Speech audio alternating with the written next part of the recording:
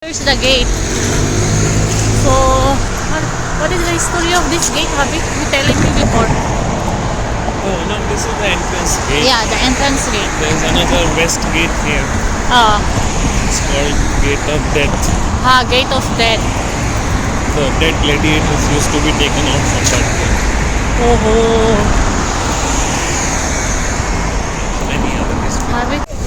Ayan, bumaba kami ng big bus. Lalakad kami ng konti papunta dun sa Rome Coliseum. Ang schedule kasi ng ticket namin is 10:15. So, umalis kami sa hotel namin ng around 9:30. Malapit lang kasi yan sa inistayan namin sa Rome. Mga 15 minutes ride from the bus. So, ito yung gate niya, guys. Oh, napakalinis, guys. Ang ganda-ganda ng surrounding. So, ayan. Ayan yung entrance papunta sa Rome Coliseum. Ang daming turista, guys. Oh. Yan. Ayan yung pinakang entrance. So, in-enjoy muna namin yung entrance. Hindi muna kami pumasok. Ayan. Hinayaan muna namin si Ato lakad dito, lakad dyan para i-enjoy yung place. Oh, ang lawak niya, guys. Oh, ayan yung nakikita natin no sa TV about history niyan. Eto, andyan, nayapak ko na. And of course, thanks God for that. Ang ganda ng araw, ang linis, apakasarap sa pakiramdam ng weather. Meron silang sinasabing Gate of Death dyan sa another side of Colosseum, west side, no? So, yung Gate of Death, dun nilalabas yung mga dead people, no? Kasi thousands of people died at that time, no? Ayan, ang lawak ng arena nila, guys. So kung babasahin natin talaga yung history, nakaka-amaze. So, ito naman si Ato, may nakita siyang helicopter, apakababa ng lipad. So, tuwang-tuwa siya, pino-point out niya dyan. Enjoy na enjoy siya, ayan.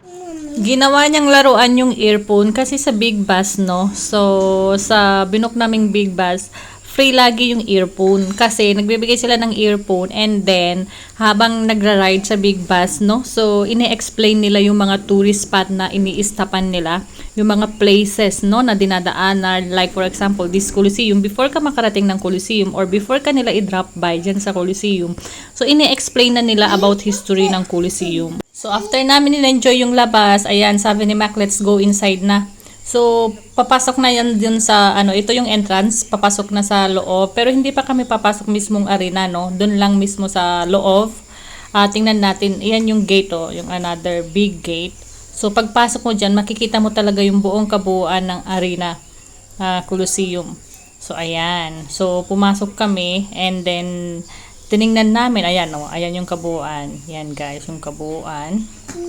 And tiningnan namin kung ano yung meron inside this gate, no? Hantay kami makapasok sa loob.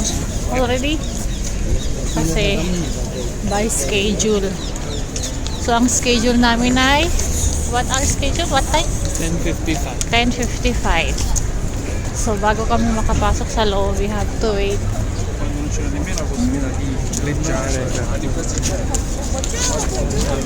So, ito yung kabuuan ng Roma, no? So, the history ng Rome Coliseum. Ito ay matatagpuan sa sentro ng Roma. Ito yung pinakamalaki na ancient amphitheater sa mundo. Nag-start ang construction nito year of 69 to 79 after death. And natapos i-build ang amphitheater arena year of 80 after death under the successor and heir ni Titus. So, di ba ang laki-laki niya, guys, oh? Super laki niya talaga. Isang kaalaman, guys, no? Ang Colosseum mayari sa travertine limestone o volcanic rock and brick face concrete. So, ibig sabihin, habang binibuild nila tong Colosseum, so, yari ito sa volcanic rock, no? So, nagmula sa volcanic rock yung ginamit nilang pag-build nitong Colosseum. So, syempre, habang hinaantay namin yung time namin, ayan, nagpakarga yung anak ko kasi napagod na kakalaro. Ang daming turista, guys, tingnan nyo. Kasi talagang nakaka-amaze yung history nitong Colosseum na to. So, kung mababasa lang natin yung buong history, no? Imagine sa history ang daming namatay na mga ancient people nung Roman times, no?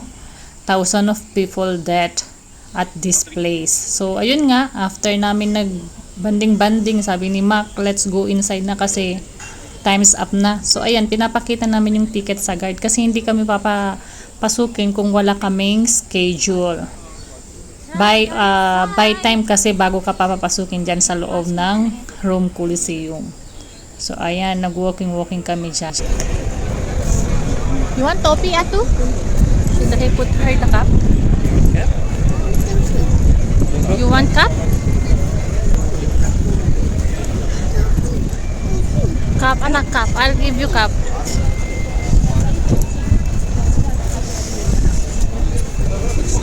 Is it not allow video? So, ayan, pagpasok namin, grabe, ang lalaki ng mga wall, oh. Imagine, yan yung yari sa volcanic rock, no?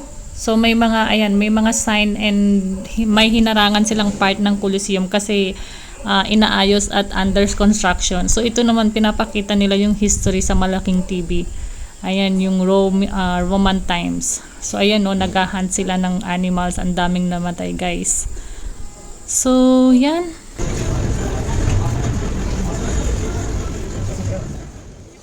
So, ito yung taas niyan. Umakyat na kami. Ayan, gumamit kami ng hagdanan. Din na kami gumamit ng elevator. So, ayan guys, tingnan nyo. Yung mga anlalaking mukhang paso. Hindi ko alam ang tawag dyan. So, yan, lumang-luma na yan guys. At tingnan nyo naman yung walls. Tapos yung mga haligi, yung mga pillar. Grabe ang lalaki, no? So, kung i-imaginein natin, ang grabe nila, no? Ang talino nila, how they built this kind of amphitheater like this. So, super nakaka-amaze talaga. So, ayan, nakikita nyo, yan yung kabuuan ng Rome Coliseum. O, ayan. Tapos may makikita kayong mga chamber dyan, di ba? Lumipat kami sa other side of, syempre, bago kami pumasok sa another side, another ticket ulit. I mean, another show ng ticket. So, ayan si Kuya. Chine-check niya yung mga ticket namin. Ang gwapo ni Kuya, di ba? O, ang gwapo ni Kuya. Ticket in your hands, please. Yan, kailangan kasi yan, napaka-strict nila. Super. Kung wala kang ipapakita ng ticket, hindi ka nila papapasukin. So, ito, nasa pinakatuktok na kami ng amphitheater ng Rome Coliseum, no?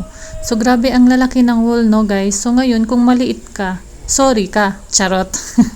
Di ba ang lalaki? Ang lalaki, imagine, andito mga nakatayo yung mga audience, no? Inaabot ng 50,000 to 80,000 audience or spectators ang average ng mapupuno nitong arena. Diba? So, grabe, apakalaki talaga. So, itong arena na to, no, ito yung ginagamit nila for gladiator purpose, gladiator contest, and public spectacles, kagaya ng animal hunts, execution, reenactments of famous battles and dramas based sa Roman mythology, including na yung sinasabi nilang maxi battles. Ang galing. Tapos yan yung mga nakikitang nating mga nakadisplay. So, sobrang luma na yan guys. Sobrang antique na yan. So, iyan yung plano ng Rome Coliseum, sorry. Ayan. So, andyan, may mga explanation naman yan. Pero, pinasa ko siya pero nakalimutan ko na eh. As ito naman yung mga old artifacts, no, na ginagamit nila at the medieval time ng mga Roman people before. So, ayan.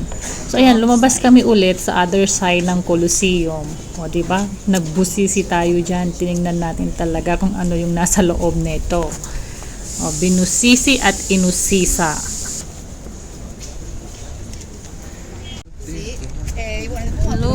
Ito, dito natin makikita yung chamber, no? Yung mga chamber. Ayan yung underground kung saan dyan sila lumalabas, no? Pag nagbabattles, especially the gladiator. So, ito yung kabuuan. Nakikita nyo na sa tuktok kami niyan. So, ngayon, yung mga audience, no? Andyan, dyan sila makikita dyan kung saan kami nakatayo. Meron isang malaking gate yan sa baba, sa underground, na kung saan dun sinasalang yung mga gladiator, no, na nakikipaglaban or nag-hunt ng mga wild animals or beast animals, no. So, ito yung lalo na yung mga kinokondemned ng death would be sent into the arena. Make an arm And isasalang sila na makikipaglaban doon sa mga iba't ibang klase ng animal. So, kanina dyan kami galing sa medyo baba, no? Ayan. So, normally ito, nasa underground to yung mga chamber na yan. Dyan natin makikita yung iba't ibang kulungan ng mga gladiator or yung mga condemned na, may pagkakasala. So, kinukulong nila under that arena. So, makikita naman natin sa kabuuan ng video, no, na itong Colosseum or arena ay isang pinakamalaking underground. Ayan. And then, makikita natin yung iba't ibang chamber. So, ngayon kasi nowadays, nire-renovate na nila yan, no? So, yung some part of the arena is hindi na siya ganun ka-original. Pero makikita natin dito sa underground, yan, original yan talaga. Ito talaga made by volcanic rock, no? So, imagine guys, nandyan sila nakakulong, nandyan sila nagte-train, dyan sila nakikipaglaban. So, imagine how many people died because of this amphitheater or arena. And dito rin natin matatagpuan yung iba't ibang klase ng slavery ng mga babae nung Roman times. Here is a little bit warm compare inside. That is cool. Yeah, that's why you came to see. Extra. Cafe ito. Wait up. Check.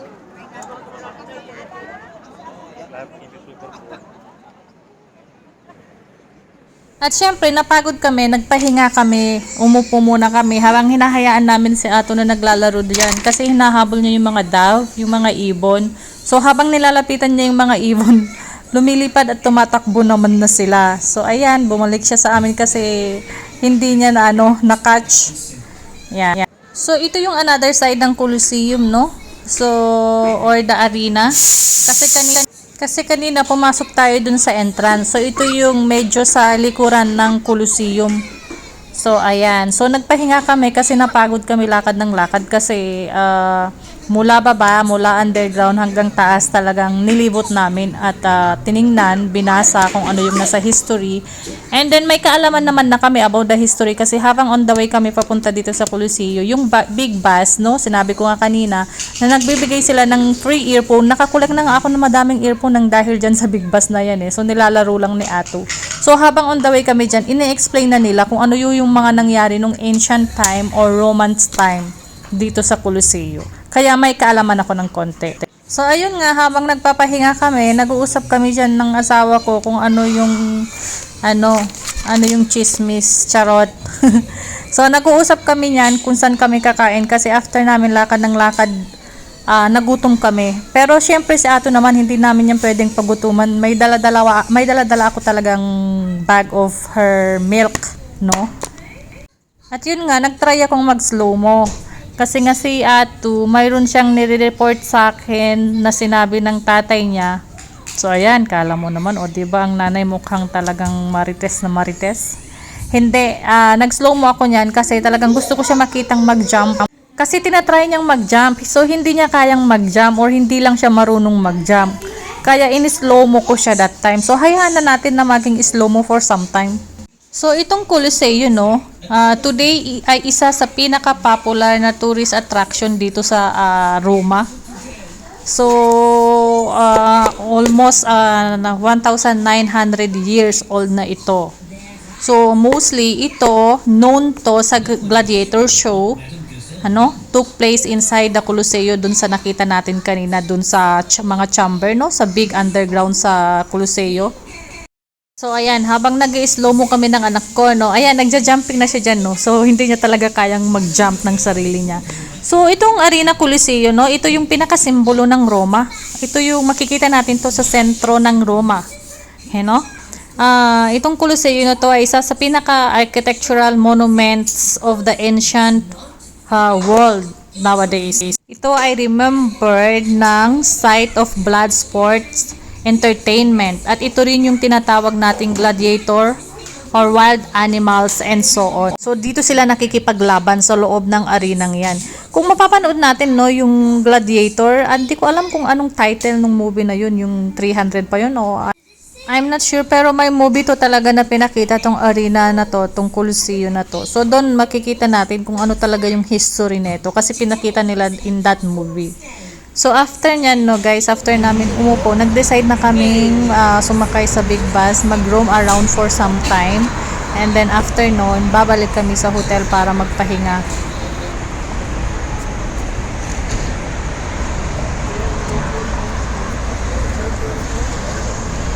We're going, Papa? Big bus. Big bus to roam around the city.